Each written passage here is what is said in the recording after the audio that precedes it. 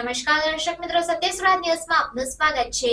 મોટરસાયકલની પેટ્રોલની ટાંકી નીચે સંતાડી હેરાફેરી કરતા ભારતીય બનાવટના વિદેશી દારૂના જથ્થા સાથે પ્રોહિબિશનનો કેસ શોધી કાઢી કાયદેસરની કાર્યવાહી કરતી માંજલપુર પોલીસની ટીમ। વડોદરા શહેર વિસ્તારમાં બનતી ગુનાહિત પ્રવૃત્તિઓને નિસ્નાબૂદ કરવા સારું પોલીસના ઉચ્ચ અધિકારીઓ દ્વારા જરૂરી સૂચન અને માર્ગદર્શન આપવામાં આવેલ હોય, જે અંતર્ગત માંજલપુર પોલીસ સ્ટેશન વિસ્તારમાંથી મોટરસાયકલની પેટ્રોલની ટાંકી નીચે સંતાડી હેરાફેરી કરતા ભારતીય બનાવટના વિદેશી દારૂના જથ્થા સાથે પ્રોહિબિશનનો કેસ શોધી કાઢી કાયદેસરની કાર્યવાહી કરતી માંજલપુર પોલીસની ટીમ।